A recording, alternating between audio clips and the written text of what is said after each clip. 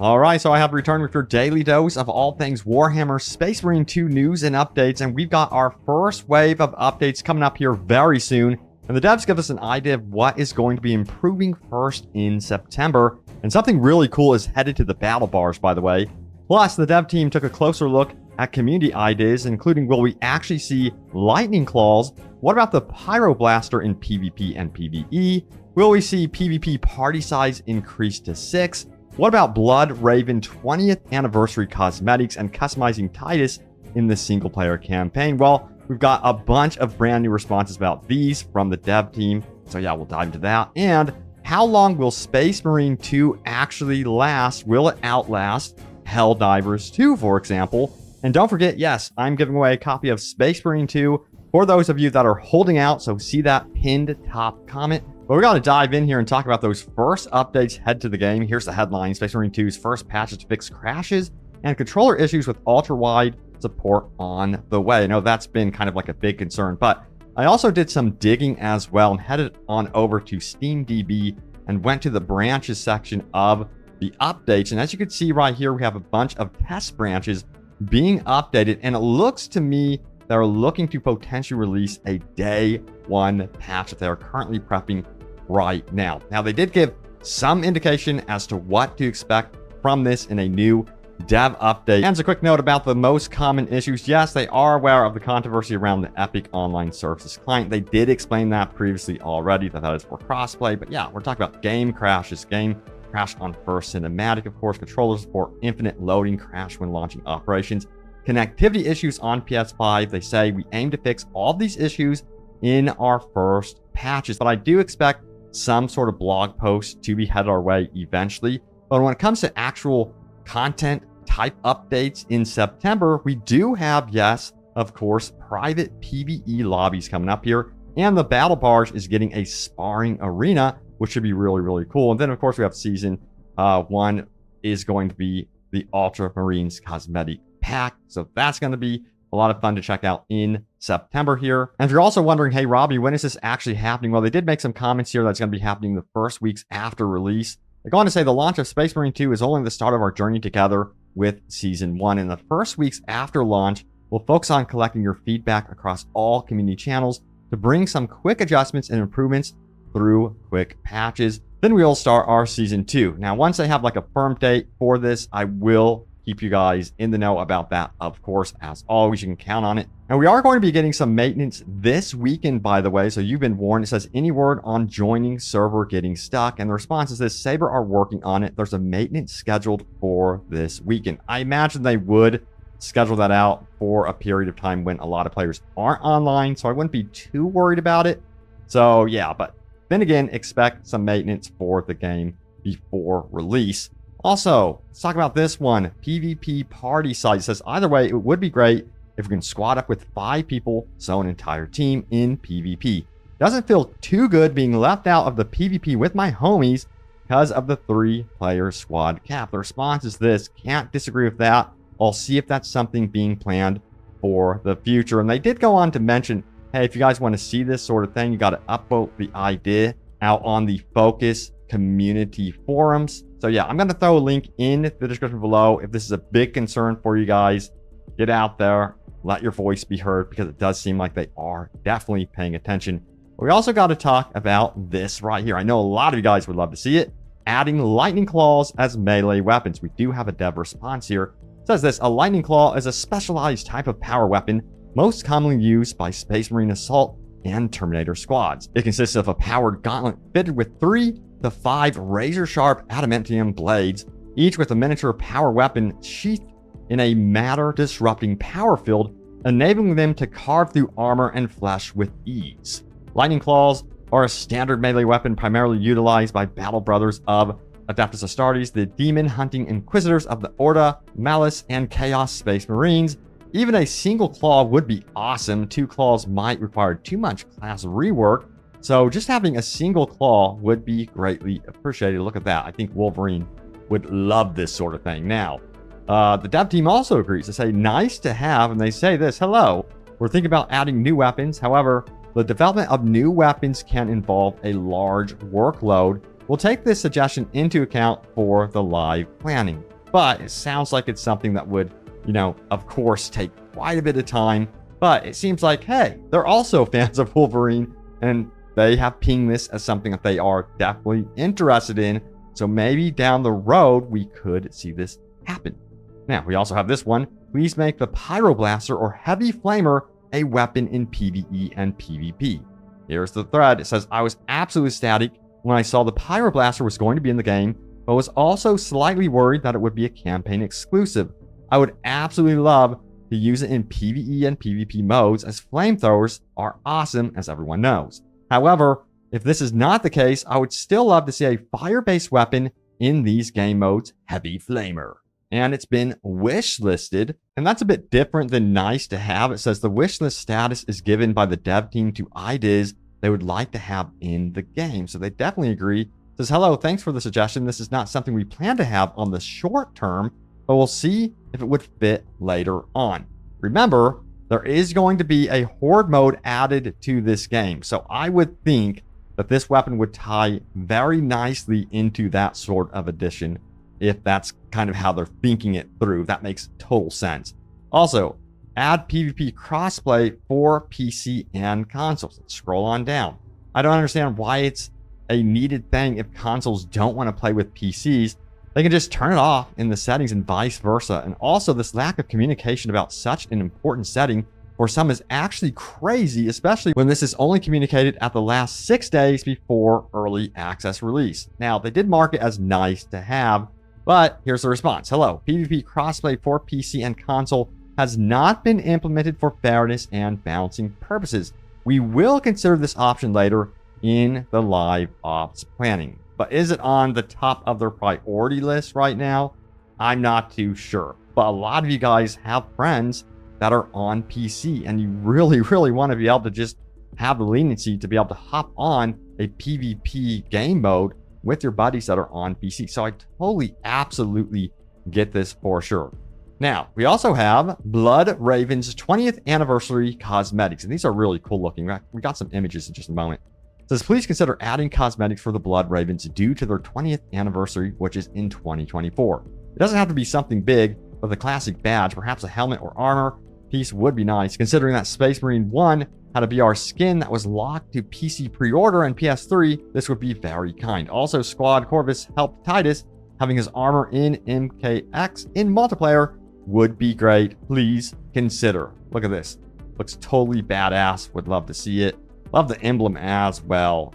Yeah, they got to add this for sure. Marked as nice to have by the dev team, by the way. And they say, hello, we'll discuss about this for the live plan.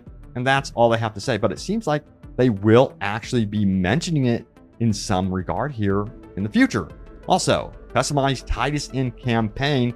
Yeah, this is something that I actually wanted. It says, I think it would be a small but welcome addition to the game, maybe even as a reward for finishing the campaign, to be able to customize Titus's armor color, etc., and possibly the squad mate's armor as well, especially since this is what some people, including me, would look to mods for in the first game. And it has been marked as nice to have. Here's the commentary from the devs. It says, hi, apart from the pre-order DLC, Titus is not customizable, but this is still a good idea we may take into consideration for the future.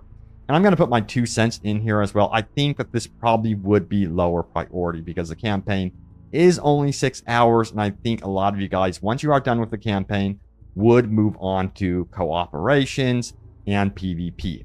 However, it's not to say that it won't happen. It's just, I think it would be lower priority unless they have something ready to go, or it was work in progress and just didn't make it into the game and they could quickly get it in there down the road. Yeah, then maybe, just maybe, it could happen in that way. But since we're on the subject of the campaign, I thought it would be a perfect segue to talk about this right here. Real talk, veteran difficulty is terrible with the AI bots and animation locks. And it goes on to say this, not sure how the devs intend the player to get through the game without being completely frustrated on this difficulty. There is hard and then there is impossible. Half the time, you're supposed to defend something, the AI bots do nothing to assist you. You're usually left to deal with elites in combat, but wait, you can't because the bots aren't watching your back as you try to take them out. Additionally, what's up with the animation locking you out from defending yourself in the middle of an execution, etc.? Even parries really don't work well as they usually make you vulnerable to other attacks. Again, the game should be difficult, not frustrating, and the animations in AI are making it very much frustrating. Devs need to tweak the AI to not be useless, and they need to add invincibility to the animations or make them shorter and faster. The big one for me out of this is, yeah, you get locked into the animation, but you still take a ton of damage. That is so frustrating. And there are certain cases with animations where I wish I can cancel out of it and perform a parry, and you just cannot, and that's also frustrating. So I think they do need to revisit the melee combat system, and they need to update this down the road and make it a bit smoother. We'll see their plans on this one. The thing is, of course, you don't want to make it like overly easy, because that could be a turnoff for like hardcore players. I've seen that happen with recent games where they just keep making it easier and easier and easier. So that's not what I'm saying here. I just feel like they need to make it more responsive. Now, I wanted to talk about this because I definitely want to see this after playing the campaign. How unreasonable would it be to ask for versions of campaign missions to be retooled and added to operations after the campaign is complete? I ask because with 6 missions, it seems like it'll get old real quick, and apart from making sure that Assault doesn't cheat the level geometry and coming up with some way of handling the jump pack sections of the campaign across doesn't cheat the level geometry and coming up with some way of handling the jump pack sections of the campaign across classes, most of the work is already done. Maybe that's the intention. That could actually be the intention for sure, but who knows? But I totally agree. There are so many cool campaign moments where I'm thinking, man, damn, this would make very cool cooperative operations, you know? So I say they give it a go and try it out. Also, the dev time on that would be shorter, I would think, instead of having to like constantly develop new operations. And what they could really do is give us those campaign cooperations in between the bigger operations that they're kind of like maybe developing from scratch. So maybe that's an idea that they can actually embrace in terms of development, making things release quicker.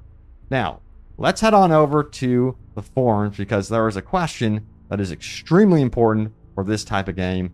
How long will Space Marine 2 last and live? It says, hello everyone, let's discuss this question. How long will the game live after release? To answer this question, let's take the game Warhammer 40k Space Marine 1. If anything, I had 1,800 hours in this game, so the game is almost alive as the Emperor on the Golden Throne. She is alive due to PvP mode. Until now, many players enter Space Marine 1 every night just for the PvP, and many of these players wear a guild tag. I remember when the game was at its peak, there was 8 versus 8 GWG fights every week. I think many guilds will want to remember past times and come to Space Marine 2, but what awaits us in Space Marine 2? 6 versus 6 fights. The developers are not even funny. The simplest guild in Space Marine 1 consisted of at least 15 people.